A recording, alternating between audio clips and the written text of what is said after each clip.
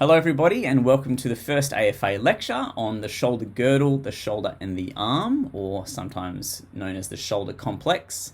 It is a very complex area. There's a lot of moving pieces, a lot of bones and joints and muscles to contend with. So let's get stuck in.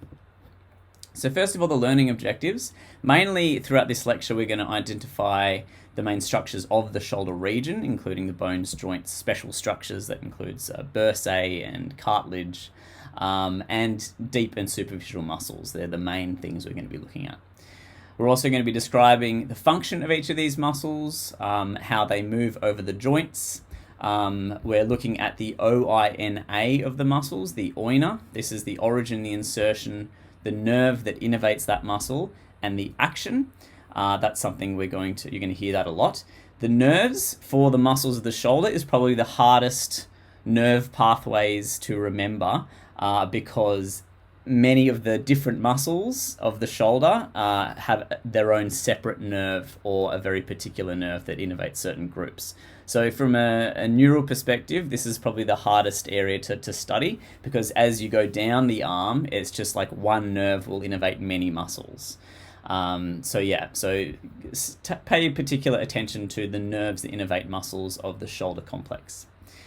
We're also going to be identifying synergists and antagonists involved in each movement, so which of the muscles is a prime mover of certain motions and which are the muscles that are opposing that motion, also which are the muscles that are helping stabilize the motion. That's very important in the shoulder because the shoulder requires a lot of muscular stability.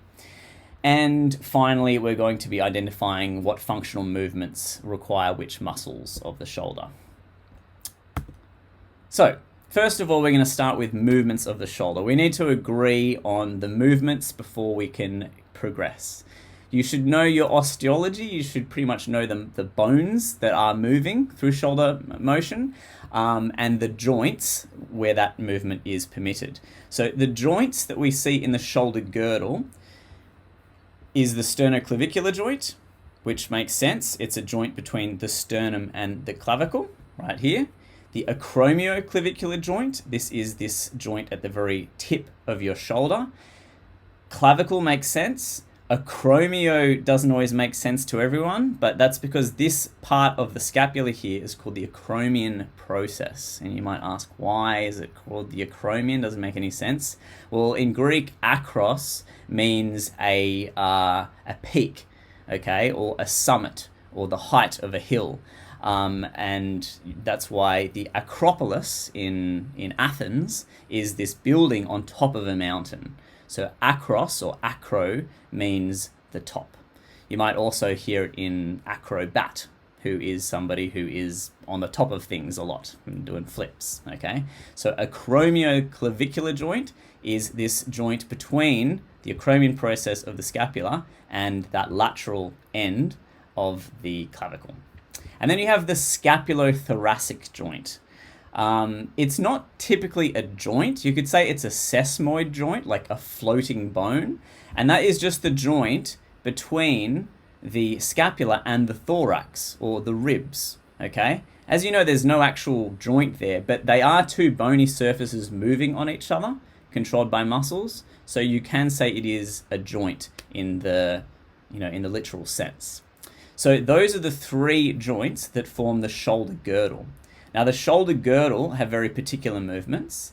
Those movements are elevation, when the scapula just raises up, depression, when the scapula just falls downwards. This is before it's done any sort of rotation. It can retract, where the scapula come backwards or medially towards the spinous processes, and it can protract, where it goes more laterally and anteriorly around the rib cage.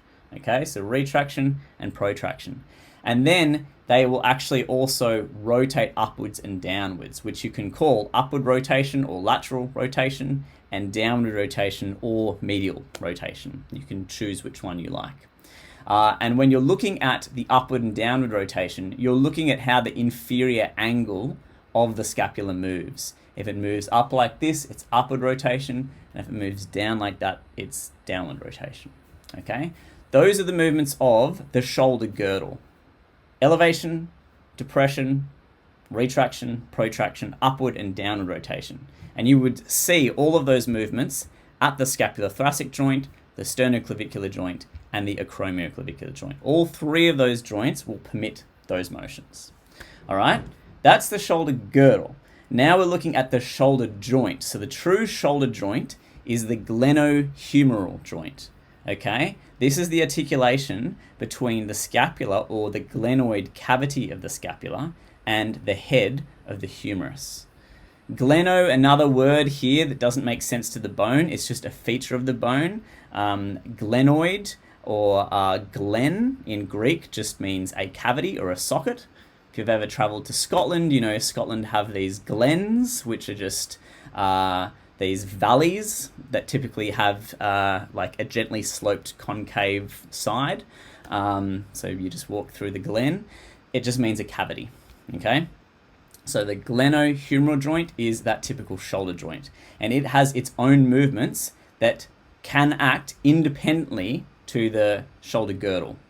So those movements are abduction, where the arm comes out to the side in the frontal plane, adduction, when you are adding the arm back to the midline in the frontal plane, flexion, when the shoulder goes forwards, okay, so we're moving in the sagittal plane, flexion, extension when it goes backwards, and then you have your medial rotation or internal rotation, where you're just operating on the transverse plane, and then lateral rotation, okay? So these will, of course, operate with movements of the shoulder girdle, but they can act independently, okay, to some degree, all right? So that's the difference between the shoulder girdle and the shoulder joint. The reason I'm stressing this so much early in the lecture is because when we see muscles crossing just the shoulder girdle, do not say it does abduction or adduction or anything, because if it doesn't attach to the humerus, it cannot do any movement at the glenohumeral joint or the shoulder joint, okay? There are muscles that are shoulder girdle muscles, and there are muscles that are shoulder joint muscles. There are also ones that span both, but we want to segregate that when we're talking about our functional actions and whatnot. Let's move on. So we're going to start with the passive structures of the shoulder. Because the glenohumeral joint particularly is an inherently unstable joint from a morphological perspective, which just means that there's a small socket and a big ball, right? So it doesn't, from just its structure, it's not very stable. So it requires a lot of stabilizers, both active and passive, to keep everything together. And we'll just cover most of these passive structures first. So first we'll start medially at the sternoclavicular joint, and we'll go through the list of all the structures in this area that you need to know. So the first one is the anterior sternoclavicular ligament, which is just here. It attaches the sternum to the clavicle. And as you can guess, there's also a posterior one behind it, but this is just identifying the anterior sternoclavicular ligament. This one here is just the interclavicular ligament, okay? As you can see, it spans between the two clavicles on the medial aspect, and yeah, it just sits there right in that jugular notch above the sternum, or above the manubrium. And then we have the costoclavicular ligament, which just attaches the first rib, costos meaning rib, to the medial underside aspect of that clavicle. So those three ligaments, you can just say they're there to stabilize the sternoclavicular joint. That's all you really need to say about them. I mean, you could say that this costoclavicular ligament limits depression of the first rib, or elevation of the clavicle, but rather you can just say stability of the sternoclavicular joint. So if we go laterally, the first ligament we come across is just the ligamentous sort of fibrous capsule that sits around the acromioclavicular joint, okay? And that's just called the acromioclavicular ligament, okay? So that's the acromioclavicular ligament, and it just basically spans right around that joint. Now, if we go a little bit more medially, we can see that there's this process coming from the scapula, and that's called the coracoid process. See, we've got another picture of it here in this picture to the top right. The coracoid process, coracoid just means a crow's beak, because it's supposed to look like a crow's beak. And there are ligaments attaching this coracoid process to the roof of this clavicle here. Together you can just call them the coracoclavicular ligaments, but they do have their own specific names. And the reason I'm telling you the specific names is because those names form little features on the underside of the lateral clavicle. So those two ligaments is the conoid ligament. It's named like that because it looks like a cone, and the trapezoid ligament, and that's named like that because it looks like a trapezoid shape. Now, the conoid ligament attaches to a conoid tubercle on the underside of the lateral clavicle, which is a feature you'll need to identify. And the trapezoid ligament attaches to something called the trapezoid line, which is just a line on the underside of the clavicle. Okay, so those two ligaments, as they're pulling down on the clavicle, they just form these sort of bony features on the clavicle, which is why we can identify them. Their job is, again, just to stabilize the acromioclavicular joint, because they span between the clavicle and the scapula, or at least the coracoid process of the scapula. All right. So now we can move on to the coracoacromial ligament. I know there's a lot of strange words coming one after the other, but if you know those bony features, the ligaments are actually really easy to understand. So the coracohumeral ligament attaches from the base of the coracoid process. So again, this is the crow's beak here, and this is the base of it, the coracoid process, all the way to the humerus. All right, it's this sort of expansive ligament on the top part, the anterior top part of the glenohumeral joint. Its job is to stabilize the glenohumeral joint. It will probably limit a little bit of superior displacement of the joint as well. Okay, so that's the coracohumeral ligament. Now we have these three glenohumeral ligaments. So we have a superior, a middle, and an inferior glenohumeral ligament. And they lie mostly anteriorly and slightly inferiorly, especially that inferior one, to the glenohumeral joint. Okay, and their job is to limit anterior displacement of the humeral head, which is something that happens in anterior shoulder dislocations. So if those guys fail, then that's when you probably anteriorly dislocate your shoulder. But they'll also come into a bit of tension when you externally rotate and when you abduct a bit as well, maybe when you extend. Okay, so they're mainly there to just support the anterior part of the glenohumeral joint. Yeah, so they're glenohumeral joint ligaments. And then you have the transverse humeral ligament. So the transverse humeral ligament doesn't really support any joints. It's just this little one here attaching between the lesser tubercle and the greater tubercle of the humerus. And it's spanning right over this bicipital groove, or this intertubercular groove. And all it does is it holds on to this tendon, which is the long head of the biceps.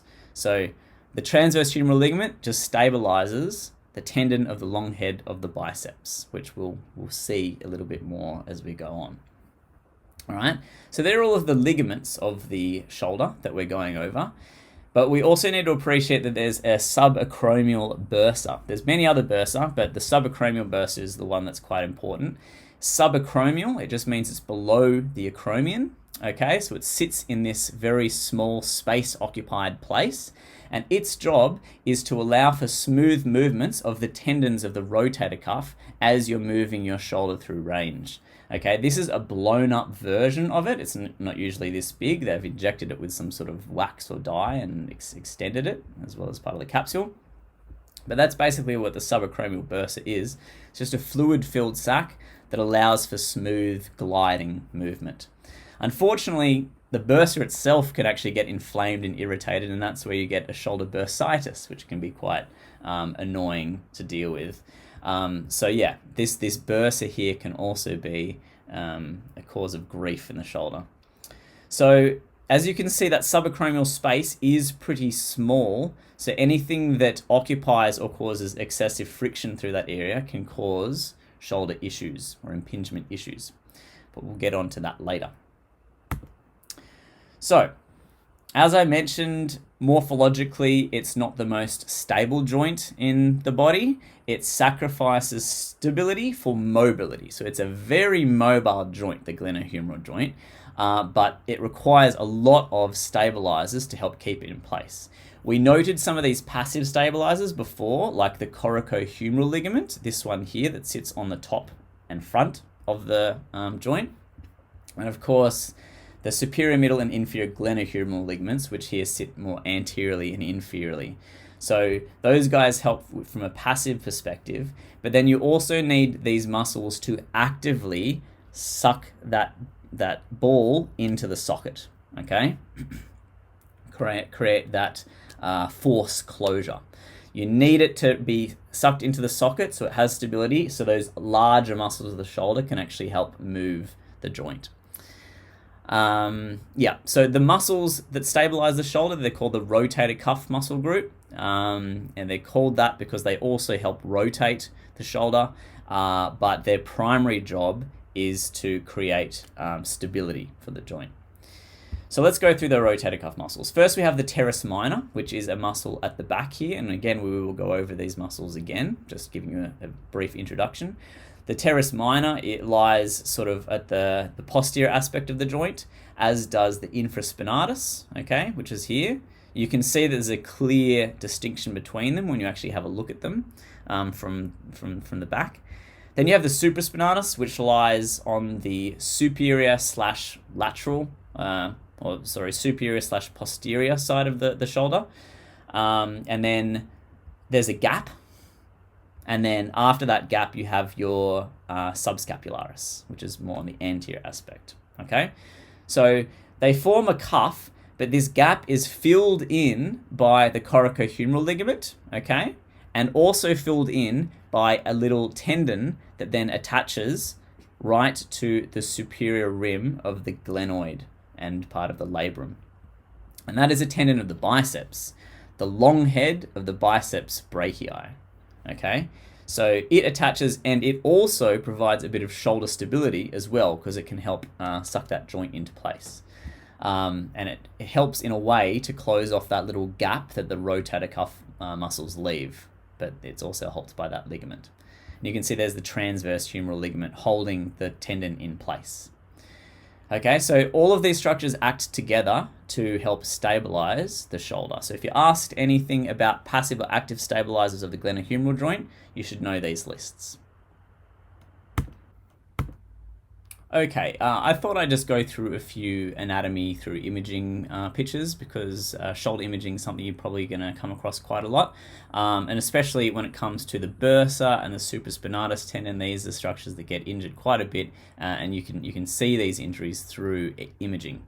So I won't touch on it too much, but you can see here different images. They're all MRI, magnetic resonance images, and you can see the T2 weighted ones here where the bone is more grey, and you can see the T1 where the bone is more white. Okay, they use the different imaging weightings for different things. So usually they use T2 when they're looking for fluid, they're looking for pathologies where there's excessive fluid accumulation, and that's where they'd inject a dye so they can actually see the fluid fill in certain areas. So here you can see there's a little bit of a supraspinatus tear. That's because they filled the joint capsule with this dye, and it's highlighted this incontinuity of the underside of that supraspinatus tear. That's called a pasta lesion.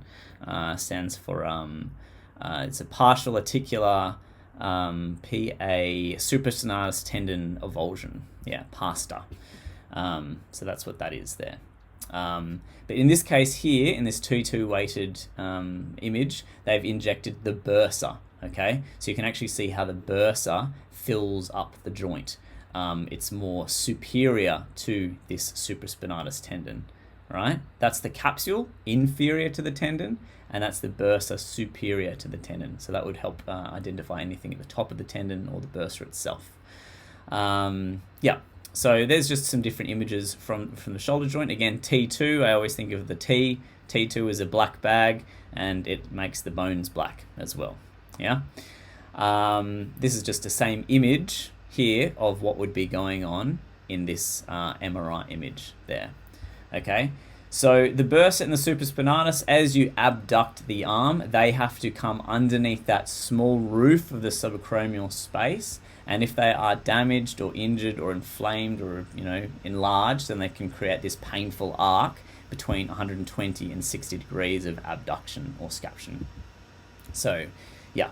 I got all of these images from radiologyassistant.nl, so it's a really good free website where you can see all sorts of different images. So that's just a little tip for you there. All right, moving back into regular anatomy. So the labrum. Another passive structure that's important to appreciate in the region. The glenoid labrum is the rim, or it's this fibrocartilaginous rim of the glenoid fossa. It's like a little meniscus. It increases the concavity of the joint, but unfortunately it is subject to tears because it does attach to that long head of the biceps tendon. So long head of the biceps tendon comes right through here and attaches to the very top or superior aspect of it. All right, in this picture here, that's the long head of the biceps there, number 3. You can see it's kind of sometimes more of a flat tendon and attaches to the top and front of the labrum. It can get slap tears. A slap is just a superior labral anterior posterior tear. That's what it stands for, and it's common in throwing sports when you're having to accelerate and decelerate your arm, holding onto some sort of external object in that position, because it basically aligns the pull of the muscle with its attachment site to the top of the labrum. Yeah, so that's where throwers often get these slap lesions of the glenoid labrum. All right. But it's really just there to support the glenohumeral joint and increase the concavity of the glenoid fossa. Okay, so now we're on to the muscles of the shoulder, of which there are many.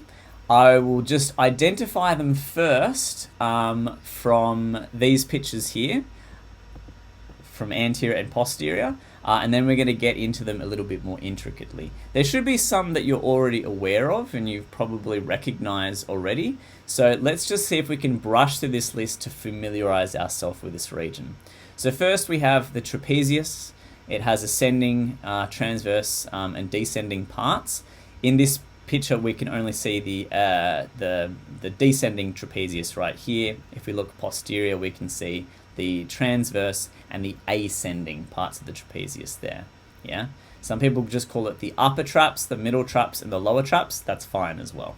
I don't mind either one. There's the levator scapulae.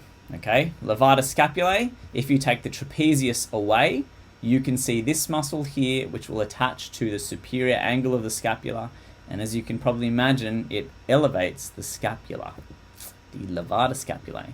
Then we have the rhomboid, minor and major. Again, if you reflect the trapezius, if you take it away, they lie deep to the trapezius. That's the rhomboid major, it's more inferior, and the rhomboid minor, which is a bit more superior. Okay, and they attach that medial border of the scapula to the spinous processes. Serratus anterior. So serratus anterior we can see just posteriorly if we've taken away the latissimus dorsi, okay, because remember that this picture to the right is a deep picture and this one's superficial.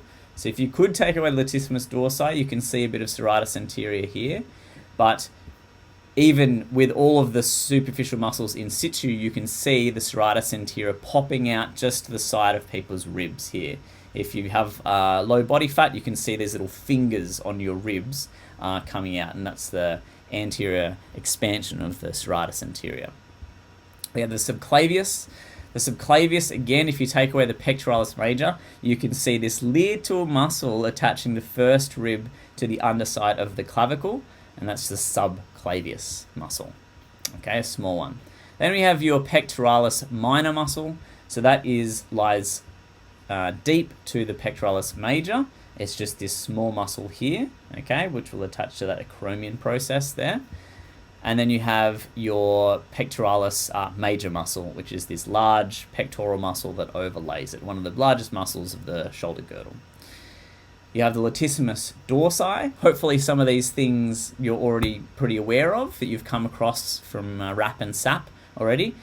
Latissimus dorsi, a big dorsal muscle of the back, okay, which spans more anteriorly to attach to the humerus, okay.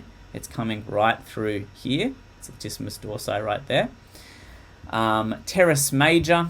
So teres major, if we look from the back, this is the teres major, okay, not part of the rotator cuff muscles. It attaches too far down from the head of the humerus to actually be a stabilizer. It's more of a mover, so it's not a rotator cuff muscle. So that's the teres major there.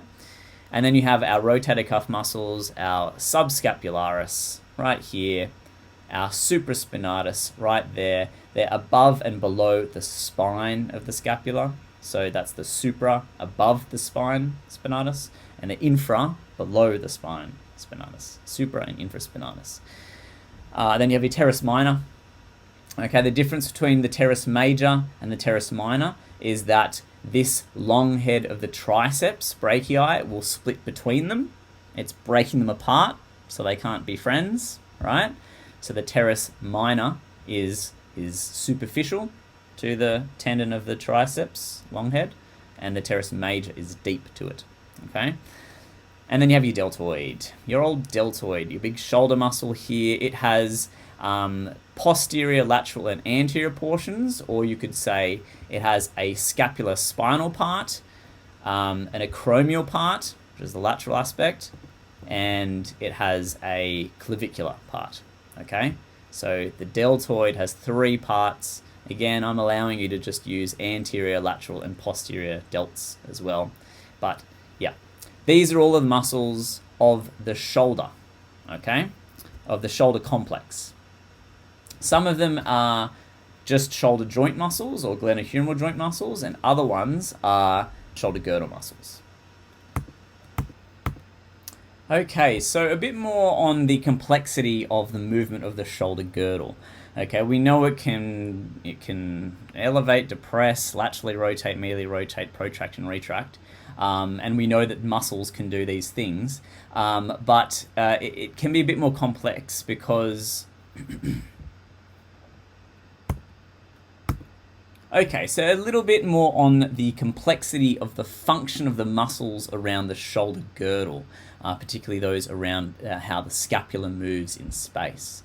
So when you abduct your shoulder, right, you're using both the glenohumeral joint and the scapulothoracic joint or the shoulder girdle, okay, using both of them.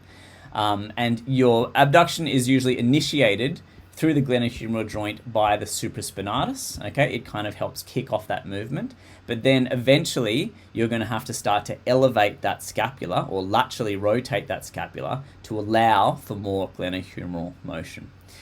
Now, an interesting phenomena happens here with the scapula, and that's where muscles can produce these force couples. And force couples is where 2 or more moving forces Okay, so just a little bit on the complexity of how the muscles act over the scapula through motion, because it is a pretty interesting area when we think about how the muscles actually help the function of the scapula. So when you abduct your arm, you do start with a bit of glenohumeral motion, mostly helped by that supraspinatus that kind of kicks off the motion, and then the deltoids. But then you get to a certain range where you need to start to laterally rotate your scapula to allow for more range into abduction. And an interesting thing happens in the shoulder where many of the muscles of the scapula use these force couples. So force couple is a phrase in mechanics where 2 forces or more can move in opposite directions to create non-linear movement or rotation. Now you do this when you're driving your car, right? If you want to turn one way, you'll pull down on one end of the steering wheel and up on the other end of the steering wheel. They're 2 opposing motions that create rotation, okay? You can have a muscle just pull upwards and then have the scapula, say, move in a linear fashion, or you can have a muscle, a force pull in one direction and another muscle pull in another direction to create rotation. And that is what many of the muscles of the scapula do. So in this situation here, you can see how the serratus anterior pulls sort of laterally. The upper trapezius will pull superiorly and medially, and the lower trapezius will pull inferiorly and sort of medially, and that will create this rotation of the scapula as it upwardly rotates. People always look at the trapezius and they think, oh, the upper trapezius elevate the traps, the scapula, the lower trapezius depress the scapula. And you say, yeah, if they just work by themselves, they can create more of that linear motion. But they can both act together to allow this scapula to upwardly or laterally rotate.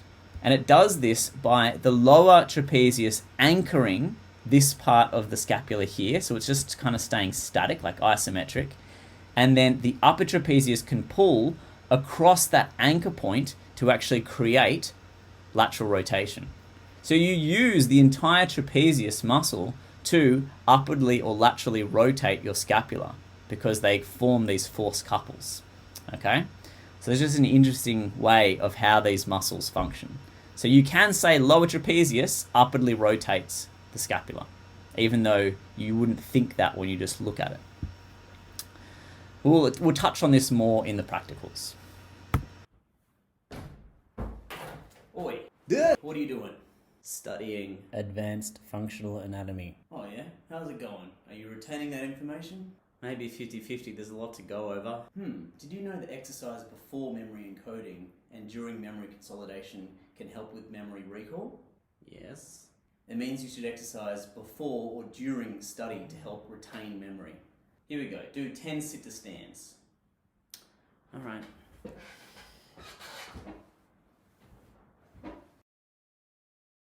Alright, now do 10 single leg sit-to-stands on each leg.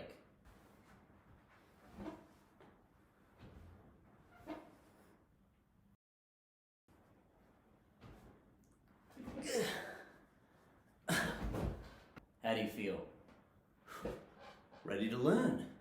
Thanks. Now back to study. Okay, so we've gone over some of the active structures and the passive structures of the shoulder girdle region, but it's also important to appreciate some of the other structures and the nerves and the vessels of this area, particularly anteriorly. So like most other animals, and especially mammals, our posterior side is pretty well protected and armored by sort of big platey type bone structures with no superficial vessels just hanging about. But anteriorly, it's a little bit more vulnerable. So we have some of these larger vessels popping out, pretty superficially, okay? Which are important vessels that, if injured, can really be life-threatening. So it's good to appreciate where they are. Here, if we reflect the big pectoralis major, we can see just straight under the pectoralis major some of these vessels. So these vessels would be axillary vessels, which they started off as subclavian vessels, but as soon as they pass beyond the clavicle, they become axillary vessels. And you can see the axillary vein here with a contribution, the cephalic vein draining into it. You can also see the axillary artery and parts of the brachial plexus passing through here. And of course, all of this green lymphatic tissue will be passing around this area. There's a lot of axillary lymphatic tissue. So there's some of the vessels that you can see just superficial to one of the larger muscles. So the pectoralis major does provide quite a bit of support for it, but if anything penetrates the pectoralis major, these structures are in danger. So you can also appreciate on the anterior aspect of the chest, breast tissue. Yeah? So breast tissue is basically small cells of adipose tissue or granular tissue, and they're supported by the overlaying dermis, obviously, and they're also in these little cells of suspensory ligaments or ligaments of Cooper, or they're also called just fibrocollagenous septa. So they're little septa, they're like little kind of cups, little cells where they house these portions of adipose tissue. So the adipose tissue really provide the mass of the structure, and this fibrocollagenous septa provide the support of the structure. A lot of lymph vessels around the area, but of course within the breast tissue itself there are these milk producing ducts, the lactiferous ducts, that will all drain their contents into the nipple, all right, for breastfeeding. So that is another important structure to appreciate in the anterior chest. And of course, this lies over the musculoskeletal system and just deep to your dermis, which will overlie all of it. Okay, so that's just some of the superficial nerves and vessels and other structures in the area. The brachial plexus. So we're not going to go too in-depth with brachial plexus. This is a bit more of a neuroanatomy term, so we won't have the scope in functional anatomy to go into it too much. However, you are expected to know the terminal branches of the brachial plexus. So the brachial plexus have many little branches that come off in its midsection, but also these 5 main terminal branches that come off at the end. So I guess I'll just introduce you to the brachial plexus first. It's just a bundle of nerves that come out through your cervical spine or your cervical spinal cord and maybe the upper thoracic spinal cord. And they come out as 5 roots, and then they start to just mix with each other through the trunks, the divisions, and the cords until they terminate into 5 main branches. Okay? Those 5 main branches are the musculocutaneous nerve, which innervates the anterior upper arm, the axillary nerve, which just innervates 2 muscles of the shoulder, the radial nerve, which innervates the posterior upper arm and part of the forearm, and then you've got your median and your ulnar nerve, which will innervate forearm muscles and hand muscles. Yeah? So pretty much from the arm down, it's all innervated by these 5 terminal branches. But anything more around the pectoral or scapular region will be innervated by nerves that have come off earlier on from the brachial plexus. So you will need to know these sort of nerves, like the long thoracic nerve or the dorsal scapular nerve. Okay, you'll need to know what muscles they innervate. So the cords themselves, the roots that come off from the spinal cord, they're quite important because they come through these intervertebral foramina, so these holes between the vertebrae, and this is an area where they can be impinged because your disc, your intervertebral disc, can prolapse into that region, occupying some space and pinching into them, but also the facet joints, if there's arthritis, they can occupy the space too if they get hypertrophic. So that's why you hear root compression quite a bit when it comes to the spine, and it's particularly unfortunate when it happens in the neck because it will affect how your shoulder and your arm muscles can function. Also, it can be quite painful. Now, before I get off the brachial plexus, because again, all you need to know is learn these terminal branches, I'll just explain why there's a C8 nerve root, but no C8 vertebrae. It's annoying.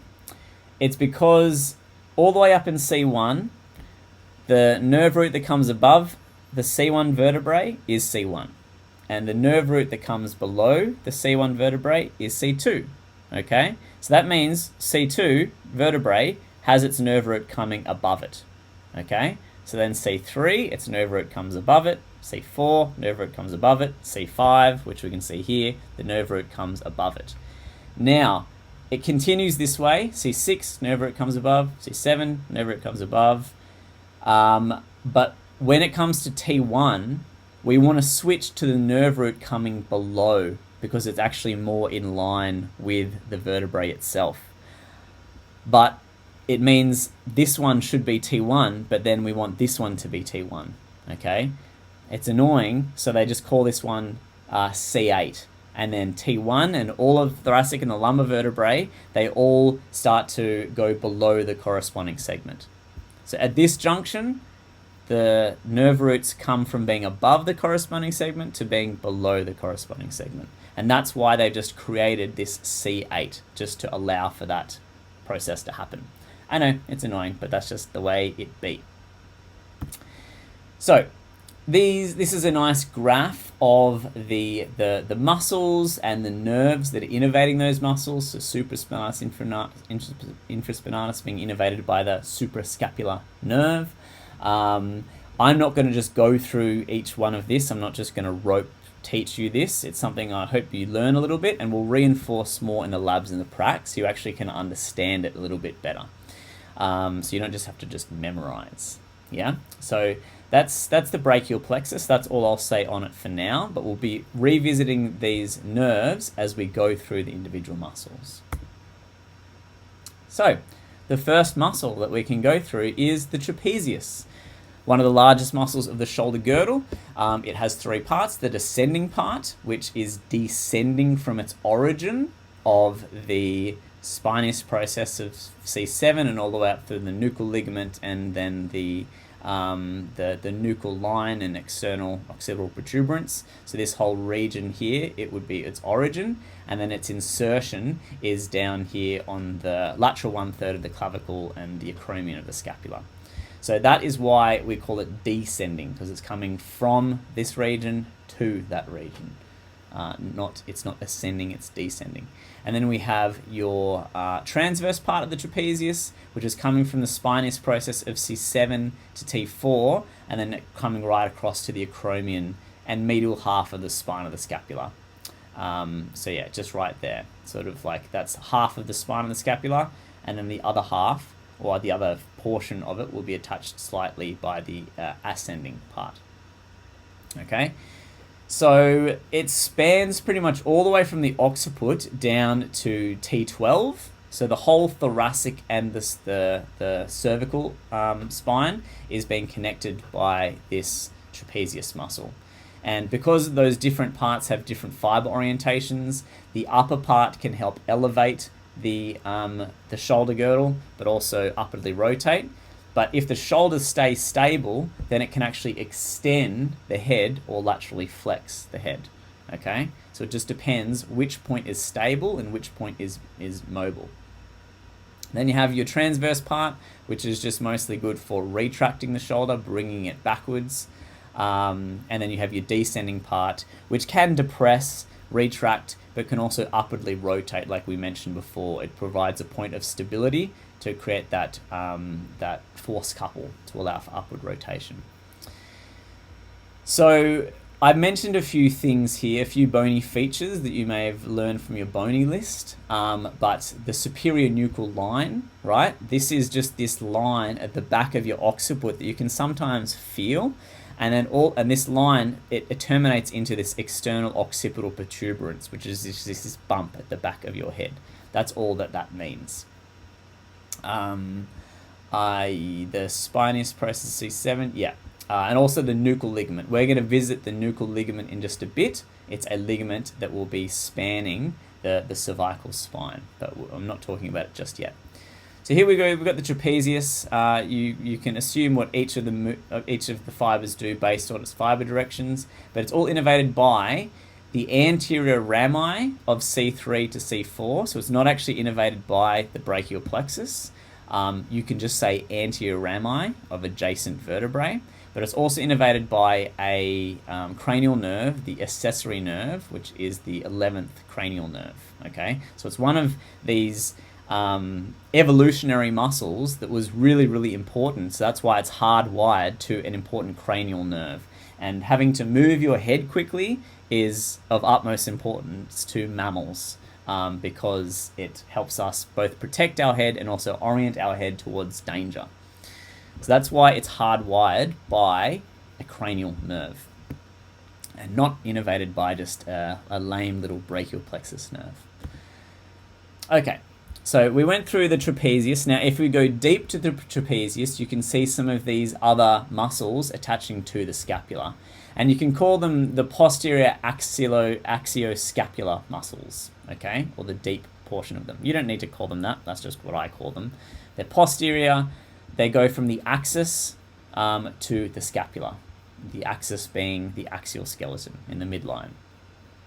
Posterior axioscapular muscles. So the first muscle we have is the levator scapulae, which comes from transverse processes of T1 to T4, okay, even all the way up to T1, and then it goes to the superior angle of the scapula and slightly the medial border of the scapula, okay? It's not just the tip, but it's also the medial border. Okay, as you can assume by its name, it will elevate the scapula. It can also downwardly rotate the scapula, okay, when in a force couple with other muscles. It's innervated by the dorsal scapular nerve. Okay, dorsal scapular nerve comes off the brachial plexus. It comes posteriorly and then just goes towards the scapula. So that's why it's the dorsal scapular nerve. Now, its friend just below it, you could almost say it's the same muscle, really, because both the levator scapulae and its inferior friend, the rhomboids, attach from the scapula to the spine, to the spine, right? But the difference with the rhomboids is they go to the spinous process, whereas the levator scapulae go to the transverse processes. So the rhomboids, there's a little bit of a gap here between the muscles, but almost their insertion site is pretty continuous, and they're also innervated by the same nerve, the dorsal scapular nerve. Yeah, these muscles just act to retract the scapula. They bring them towards the midline, but they can also elevate the scapula as well. So they have a few functions there. But sometimes you can think of these muscles almost as the same muscle because they are innervated by the same nerve. They just attach to slightly different parts of their origin. So I talked about the nuchal ligament just previously. So the nuchal ligament is this ligament here that basically goes from the external occipital protuberance all the way to C7, and it bolsters out the edges or the tips of the spinous processes of the cervical spine. Now you can find the ligament in many mammals, especially the large herbivorous mammals that need to sustain head posture when running. So horses, for example, have a massive nuchal ligament. Yeah, it's just gigantic to help support their head, especially when they're running. Interestingly, our family members, the chimps, they don't have a nuchal ligament because they hadn't evolved to run so much. They move more on all fours, but they don't do upright running. So they don't actually have a nuchal ligament. If anything, it's just more of a small structure that's holding their head up. But because we're having to keep our head up as we're running and orient our head, we have this nuchal ligament, which helps support our head in position. Yeah, so that's the nuchal ligament, which will be attached to by the trapezius, which we went over before. So functional actions of some of these muscles. So again, all of the rhomboids, the levator scapulae, and the upper trapezius, they will help elevate our shoulder. So when we're asking for a functional action, you could say these muscles might elevate the scapula, as in when pulling tight jeans up. All right, so any sort of upward pulling motion, or elevating the scapula and laterally flexing the neck, which is what the levator scapulae and the upper trapezius would do, as in shrugging to hold a phone to your ear, okay? Holding that position. So those are some of the functional actions that these muscles would be doing for you in life. And this is just a nice picture of all of the directions of the scapula and the muscles that are helping with some of those movements, yeah? All right. Now, the anterior axioscapular muscles. You don't need to call it that. That's just what I call it because they're anterior. They're coming from the axial skeleton to the scapula. So the muscles we can see here is the serratus anterior. Serratus being a saw, right? Because it looks like it has the serrations of a saw. And anterior because it's coursing anteriorly. So its origin is the external surfaces of the 1st to 9th ribs. So it attaches all the way to the 1st rib, so it actually comes up quite high, and then comes all the way down and attaches to the 9th rib. And its origin, its insertion here is the medial border of the scapula. Okay, so it comes right underneath the scapula, and it's sandwiched between the scapula and the ribs, and then it attaches to the medial border. Okay, so it's basically the floor of the entire scapula there. And its job is to protract and upwardly rotate the scapula or the shoulder girdle at the acromioclavicular joint or sternoclavicular joint or the scapulothoracic joint. Yeah. And it's innervated by this long thoracic nerve, which is a branch of the brachial plexus that basically just goes all the way down the thorax on its lateral side there. So the long thoracic nerve. Okay, and we'll be talking about that a bit in one of the prats. The subclavius. This is the subclavius. It's named like that because it's just beneath the clavicle, and it just attaches the first rib to the middle under portion of that clavicle. And its main job is just to stabilize the clavicle. You don't have to think about too many functional actions for this muscle. And it gets its own nerve. It's innervated by the nerve to subclavius. Yeah? So it's just a greedy little muscle with its own innervation. That's a nerve that only goes to that muscle. So it was probably important in some animals, not so important in us. And now we have the pectoralis minor muscle. Okay, so remembering all of these structures can only really be viewed if we take off the large anterior superficial muscle of the pectoralis major. So that's how we can see these smaller muscles like the pectoralis minor. So it attaches to the anterior ends of ribs 3 to 5, okay? Not the costal cartilages, but actually to the ribs proper. And then it attaches to that coracoid process there. That would be its insertion. So its origin is the stable point of the thorax, and its insertion is the coracoid process. Its action is to protract. It brings the shoulder blade forwards because it's an anterior muscle. It brings things anteriorly, and it can also downwardly rotate the shoulder girdle. But you can also think it will help you breathe. So if you stabilize your arms on something, then the scapula becomes nice and steady, and then that means you can use the steady scapula to help move the ribs. So it can actually help you respirate in inhalation. So it can have a dual function there depending on which point is stable. And it's innervated by the medial and the lateral pectoral nerves, which are just branches of the brachial plexus that come anteriorly into the pectoral region. And they innervate both the minor and the major. So the medial and the lateral pectoral nerves. This is a cadaveric dissection where they've reflected the pectoralis major. They've brought that out, and you can see here the pectoralis minor there attaching to ribs 3 to 5, and that's attaching up to the coracoid process there. And you can see just behind it all these vessels passing into the arm. All right, all these axillary vessels and the brachial plexus behind it. Yeah. So that's what it's going to look like when you have a look at it in the lab. Okay, so now onto the actions and the functional actions of serratus anterior.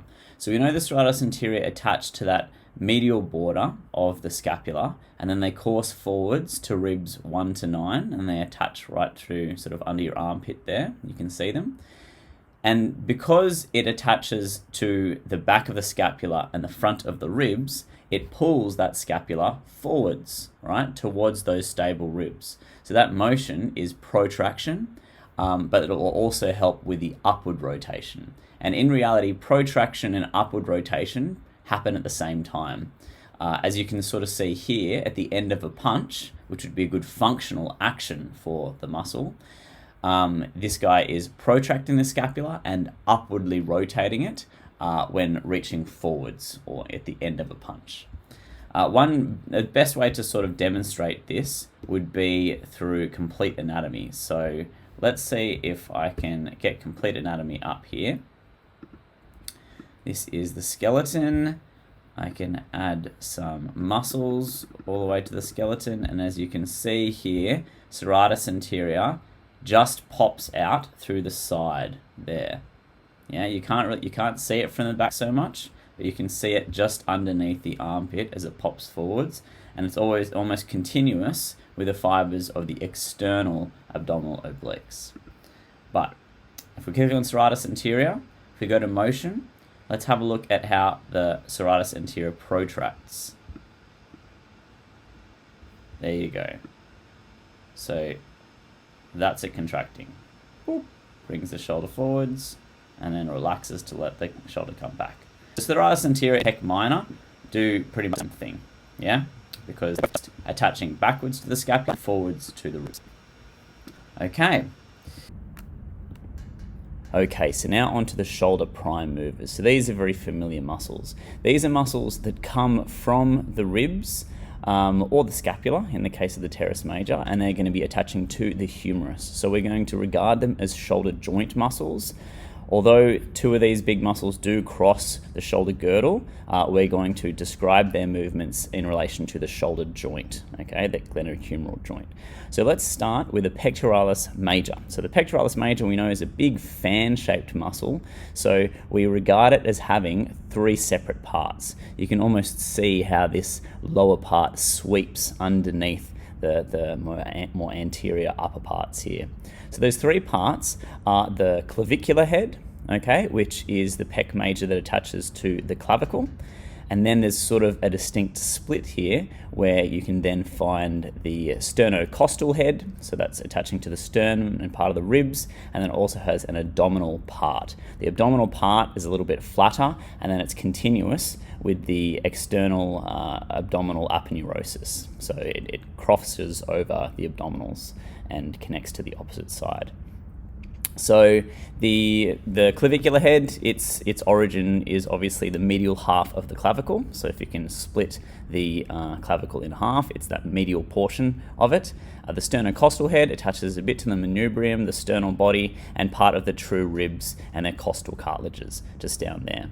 And in the abdominal part, it is just continuous with the external abdominal oblique aponeurosis down there. So that's the white stuff that goes over your rectus abdominis. They all insert into this crest of the greater tubercle of the humerus, or you could say the lateral lip of the bicipital groove. Now, I know that sounds a bit tricky, but if you think about the greater tubercle here in the humerus, so that's the intertubercular groove where the biceps tendon passes through. This is the greater tubercle here. You can almost see the supraspinatus attaching at the top.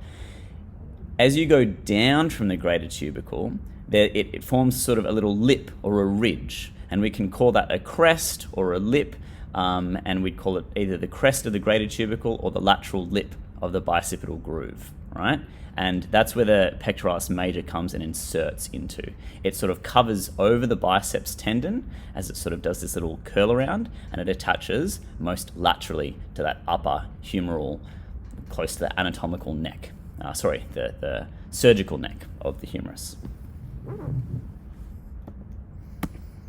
Okay, so now we're on to the shoulder prime movers.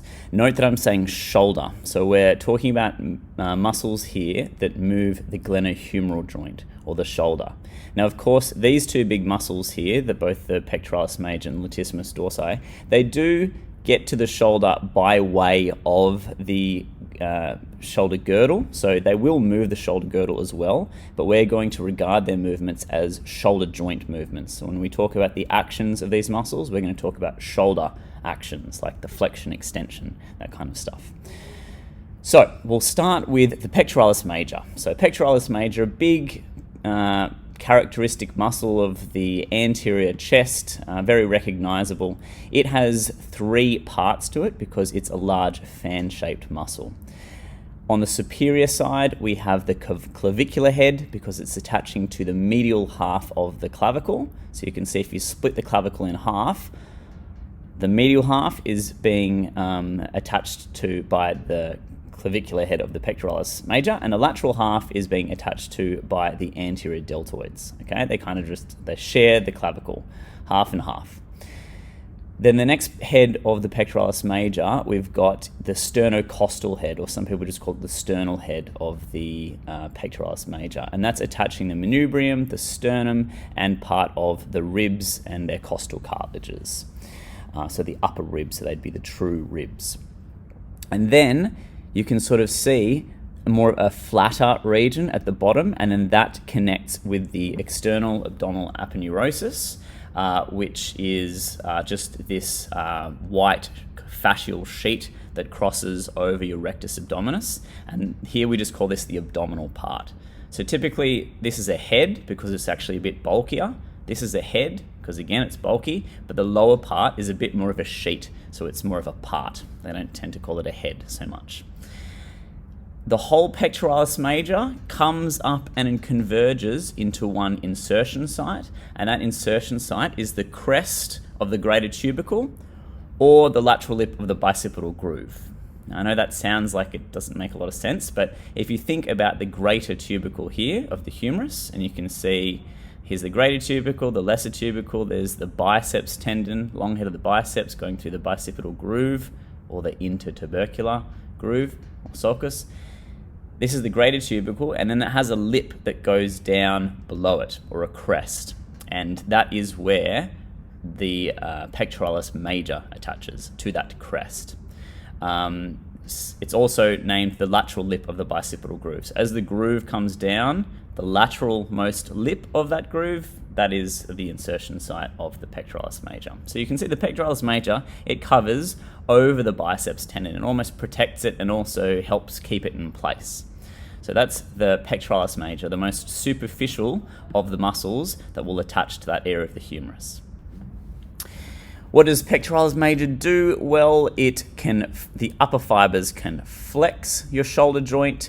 The middle fibers, or all of the fibers together, they will help you horizontally adduct your glenohumeral joint, or just fully adduct straight down. As that's how you tend to train it. So in sort of a bench press or a dumbbell fly, that's a horizontal adduction motion. And then the lower fibers will just do pure adduction. But if your arm is over your head, the lower fibers will also help you extend your arm to bring it down. And I think I'm going to go to complete anatomy so we can sort of see how that works. But first I'll just talk about some of the other muscles in the area. So the latissimus dorsi is this large, again, a fan-shaped muscle. It has a very broad origin and a much smaller insertion. So that broad origin will come from spinous processes of T7 to L5. You won't have to remember the exact spinous processes, but just know that it comes from the spinous process via the thoracolumbar fascia. And the thoracolumbar fascia is this big white sheet that basically attaches part of the ilium to the sacrum and these spinous processes. It'll also attach a bit to the 9th to 12th rib and the iliac crest, but iliac crest is via the thoracolumbar fascia as well. So really all you need to say for the origin is spinal processes via thoracolumbar fascia and 9th to 12th ribs. So that means it will pull from the back, it will pull from the ribs, and it will pull from the iliac crest to bring that arm down towards that region. Then the latissimus dorsi, it kind of does this little loopy pattern as it then attaches to the anterior humerus. So it doesn't attach to the back of the humerus as you might expect. It actually loops forwards through your armpit and attaches more anteriorly.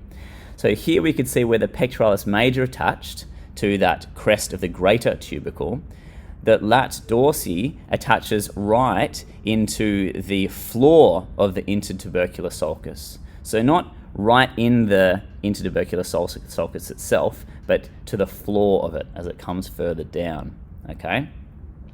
So pectoralis major will attach to the lateral lip of the bicipital groove, and then latissimus dorsi will attach to the floor of the bicipital groove, or the intertubercular sulcus.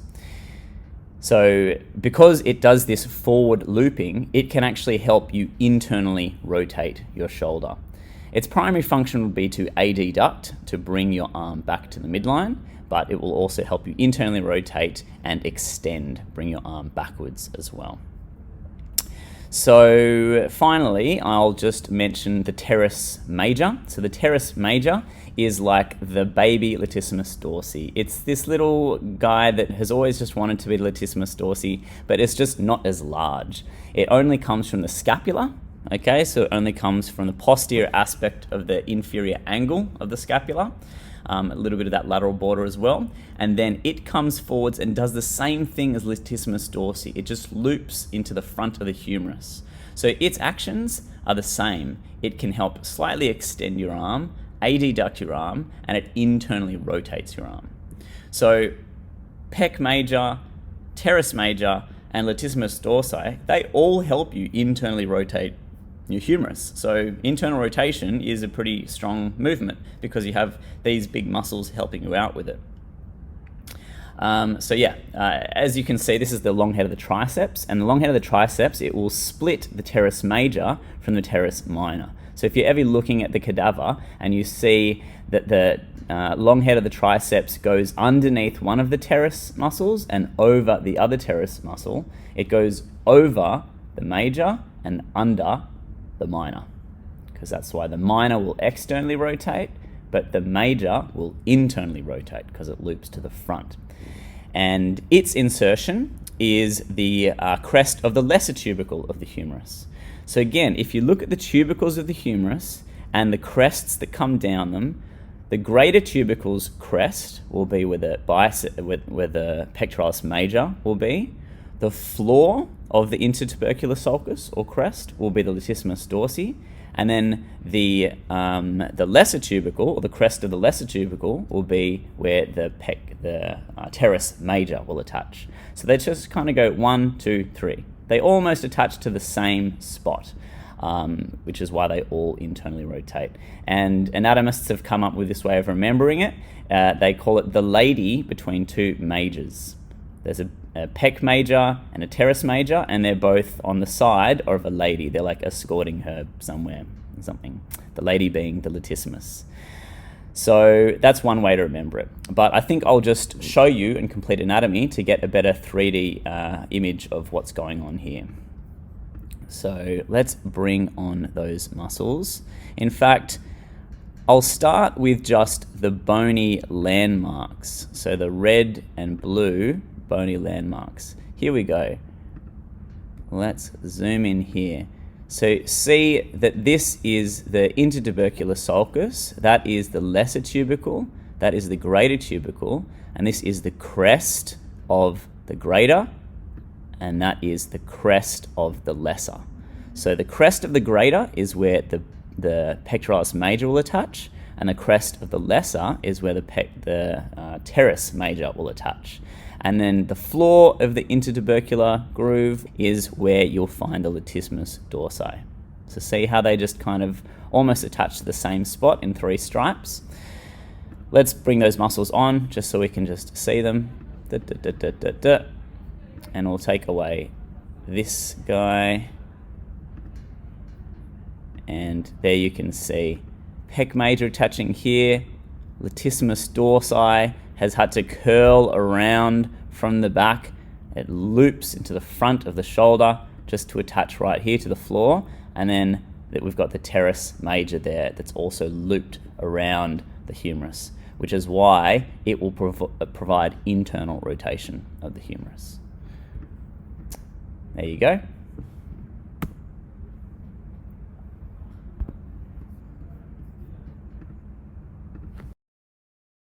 Here's another picture of, you can see when you get quite a bit of hypertrophy of one of these prime movers, the pec major, you can actually see the distinction between the clavicular head and the sternocostal head, okay? Again, you can't really see a head happening from the abdominal part because it will mesh with these this aponeurosis coming over the rectus abdominis here, but you can definitely see the distinction of the two heads of the pectoralis major there. Yeah, you don't see it as much in the cadavers. Maybe you see a little raphe that separates them, but you can definitely see it when the muscles are contracting. Latissimus dorsi, just on that, its relation to the teres major is quite close because it's the big sister. And not only do they just copy each other, but the big sister also supports her little sister. The big sister cups the teres major as it cups. You know how the latissimus dorsi curls around? It almost creates a little hammock for the teres major. So teres major is Homer here, and latissimus dorsi is the hammock that just kind of cups around it to hold it in place. It's quite nice. Yeah? So those are those shoulder prime movers. Swimmers have massive lats because the latissimus dorsi and the teres major, they adduct, they extend, and they internally rotate. That's basically what a swimming stroke is. It's all three of those motions. So that's why those muscles get quite large. Okay, so moving laterally into some of the prime movers, we've got the deltoid. The deltoid, another big fan-shaped muscle. It comes from anterior, it goes lateral, and then it goes posterior with its origin, and then it has more of a singular attachment site. Noting that also if you reflect the deltoid, you'll notice that it is a multi-pennate muscle too. Yeah, so it actually has lots of different featherings attaching to it, so it can generate quite a bit of force. So the deltoid, its parts, it has the clavicular head, or the anterior head, the acromial head, and the scapulospinal part. Okay, you can also name it as the anterior, the middle, and the posterior heads of the deltoid. So it just kind of follows this whole cuff of the lateral third of the clavicle, and the acromion, and then the spine of the scapula, sort of half of the spine of the scapula, and then it all terminates down into the deltoid tuberosity of the humerus. And the deltoid tuberosity of the humerus is actually sort of like halfway down the humerus. It's further down than people tend to think, but you'll see that when we look at our bony anatomy. Now, what does it do? It helps abduct. So all together, these muscles will abduct the shoulder, the glenohumeral joint. But because the anterior fibers lie in front of the joint, that means they will bring it forwards, so they flex. The posterior fibers lay behind the joint, that means they'll bring it backwards, so they extend. But because they lie anterior to the axis of rotation, the anterior fibers also internally rotate, and the posterior fibers will also externally rotate. So it does a lot of stuff. But if you want to just say all together, if I was to pin it in the anatomy exam and you didn't quite know, you could say all fibers just abduct the shoulder, the glenohumeral joint. Yeah? The deltoid. Okay, so now we're going a little bit deeper. We've taken away some of those prime movers and we're looking at just muscles attaching from the scapula and going to the humerus, or the scapulohumeral muscles. Here we can find the rotator cuff muscles, which are those primary active stabilizers for the glenohumeral joint. So we've covered them a little bit, but we'll just go into them a little bit more in depth. So there's 4 rotator cuff muscles. There's subscapularis, supraspinatus, infraspinatus, and teres minor. Some people get confused and they think the teres major is part of it, but no. The major doesn't attach to the humeral head. It attaches a lot further down and anteriorly.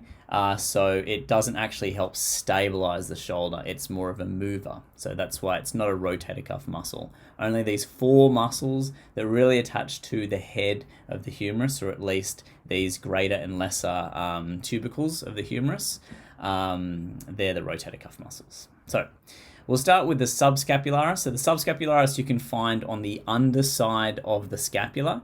Now I know in an upright human, in anatomical position, it's actually more anterior. So you could say it's the anterior scapularis, but it's named the same from other mammals who are mostly quadrupeds, all right? And if you're on all fours, then the subscapularis is actually sub or underneath your scapula. Okay, so that's the subscapularis here. It lies in the subscapular fossa, that underside large fossa of the scapula, and it attaches to the lesser tubercle here. Okay, so the dark green thing here. So again, remember the anterior tubercle is the lesser tubercle, then you have the intertubercular sulcus or the bicipital groove, and then you have the greater tubercle more in the lateral aspect. Okay, and remember you have got those rims or the lips that come further down, or the crests. This is where those other muscles attach. Remember the crest of the greater tubercle is where the pectoralis major is. The intertubercular sulcus, or the floor of the intertubercular sulcus here, is the latissimus dorsi, and then the crest of the lesser tubercle would be the teres major. All right, so back to subscapularis. Subscapularis, its main job is stability of the humerus, but it will also help us internally rotate the glenohumeral joint. It's innervated because it's a broad muscle that spans pretty much the entire length of the scapula. It's innervated by the upper and the lower subscapular nerves, okay, which are branches of the brachial plexus which come anterior to the scapula. Now we're looking posterior to the scapula. So we have the supraspinatus, which is named as such because it's on top of the spine of the scapula. So supra to the spine, supraspinatus. It comes from that supraspinous fossa and it passes just underneath that acromial space, and then it attaches to sort of the superior ridge of that greater tubercle. Okay? And then we have the infraspinatus, which comes below the spine of the scapula in the infraspinous fossa, and then it courses laterally to attach to sort of more that lateral aspect of that greater tubercle. Yeah? Now, both the supraspinatus and the infraspinatus, they're both innervated by the suprascapular nerve. I know that sounds a bit annoying. You'd think the infraspinatus should be innervated by an infrascapular nerve, but there's no such thing. The suprascapular nerve is the nerve that is posterior. It kind of comes posteriorly to the scapula and innervates both of those muscles. And then we have the teres minor, okay, which is quite different to the teres major. It just lies on top of it. That's really the only similarity it has to the teres major. Teres just meaning cord too. They're both just kind of cord muscles. They're not like big, flat, spanny sheet muscles. They're just little cords. That's what teres means. So the teres minor just attaches to the lateral border of the scapula, sort of the superior portion of it, and then it attaches to the greater tubercle of the humerus, more the lower portion of that lateral greater tubercle of the humerus. Now it just attaches to the back, so it just externally rotates. You could say it has a slight moment of adduction as well, but primary role is just stability of the glenohumeral joint, like all the other rotator cuff muscles. Now, interestingly, it's innervated by the axillary nerve, okay? One of the big terminal branches of the brachial plexus. So I said two muscles get innervated by the axillary nerve. It's the teres minor and this big deltoid, right, which we just covered before. So the deltoid and the teres minor both get the axillary nerve. Only those two muscles, yeah? And why the teres minor particularly? Well, that's because the axillary nerve passes right by the teres minor to get to the deltoid. So it says, well, while I pass by you, I might as well just innervate you as well, because you're not getting any love from the suprascapular nerve, yeah? So innervated by the axillary nerve, teres minor. All their job is stability of the glenohumeral joint. Here they are again. This is looking at from a superior aspect, and this is where if you take away the trapezius, so the trapezius has just kind of been ripped away from that spine of the scapula, and you can see that part of the supraspinatus in there, and you can also see part of the suprascapular nerve and artery passing through that region. So it'll perforate that region. It goes through a little notch, a suprascapular notch of the scapula, and then it will innervate both the supraspinatus and the infraspinatus there. You can also see that bit of the deltoid there. So I don't think you can see the axillary nerve here. It would be a bit deep. It's kind of down in this area here, and so it's passing just through that teres minor, innervating it, and then going into the deltoid. Yeah. So that's the rotator cuff muscles. Okay, so we're at the end of the lecture, don't worry. The last muscle I will just cover is the coracobrachialis, because it does cross the shoulder and no other joints, so it is perfectly fitted for this lecture of the shoulder and the shoulder girdle. So the coracobrachialis is a deep brachial muscle. Brachium just means the upper arm, and it basically attaches to the middle third of the humerus on the medial aspect, and then it attaches up to the coracoid process. So that's hence its name. It's an interesting muscle because it's quite vestigial in humans now. It's actually smaller than you think, and it lies just deep to the short head of the biceps brachii. And some people just confuse it for the biceps brachii. But it is its own muscle in its own respect, and it's a bit larger in other animals because it is a remaining muscle of the medial group of the upper arm. So it's like an adductor muscle group of the brachium. You know how we have all these adductor muscles in our thighs? It's like that for our shoulder, except because we're not load bearing our arms so much anymore, it's really become much smaller. We don't need it so much anymore. So yeah, since we adopted a fully upright posture, it's just kind of wasted away a bit. It's also a very useful muscle when you're doing overhead hanging type stuff. Again, not something we do so much anymore, but our family members, the other great apes, they still have quite large coracobrachiali because they're hanging all the time. Now, there are other muscles in this region, of course, that cross the glenohumeral joint, like the triceps brachii, one of its heads cross the glenohumeral joint, and the biceps, it crosses as well. But I won't go into those muscles in this lecture because they're better suited to the elbow and the forearm because they're greater force producers across the elbow joint. They're not super strong around the shoulder joint. So I'll cover them next week. But yeah, just know that there's the coracobrachialis, and I can pin it sometimes in exams. Sometimes I can get into it. So you just need to know the difference between it and the biceps short head. Now, it's innervated by the musculocutaneous nerve. This is the nerve that actually it pierces through the muscle itself, and that is the nerve that innervates all the other muscles of the anterior brachium. So because it is a muscle on the inside of the glenohumeral joint, it will bring the shoulder inwards into adduction. Because it's the front of the joint, it will bring it forwards into flexion. That's really all it does.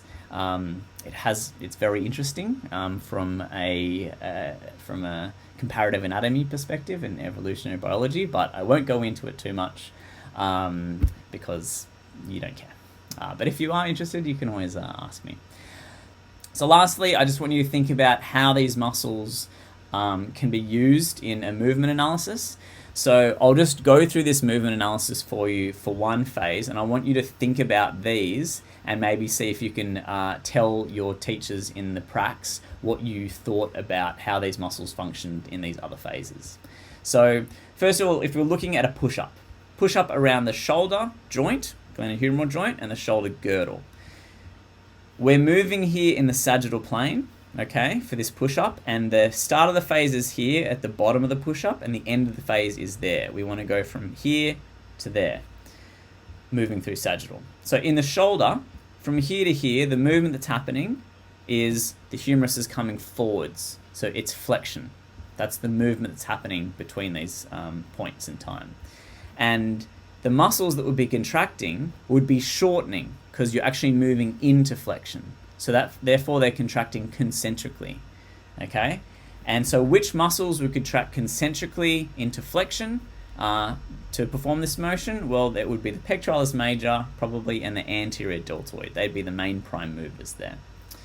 Now, if we're looking at the shoulder girdle, so we're looking at muscles that attach the spine or the ribs to the shoulder blades themselves, from here to here, the scapula is going into protraction, maybe a bit of upward rotation, and the muscles that are performing that would be doing it concentrically. They'd be shortening to push that scapula into that position. And muscles that you can assume would be doing it would be the serratus anterior, as it courses forwards onto the ribs, and the pectoralis minor, which also courses forwards onto the ribs to pull that scapula forwards. Now, what I want you to think about is for a pull down, so from the down phase, so going from here to here, which muscles around the shoulder would be active, and how would they be active with a contraction type, and which muscles around the shoulder girdle would be active, and which contraction type would they be going through. So I want you to think about that, and also I want you to think of the up phase of the pull down. So if you went all the way down, you pulled the resistance down, and then you allowed the resistance to pull you back up, and you slowed that movement. Think about again what movement would be occurring, what the contraction type would be, and what muscles would be contracting. All right, I want you to think about that, and you can comment on it in the prac classes and ask us if you have any issues about that. So that's it for the shoulder and the shoulder joint. We're going to see you in the practicals. So this is where you'll be doing more palpation and moving of your peers. And you're going to be beginning to understand how the muscles function, so then you can help develop your skills in exercise prescription for these regions. We're not going to go over exercise prescription in detail. That's for other courses, but it's going to give you an introduction to it because you'll understand the mechanical principles of what's actually happening. So that's it for the first lecture.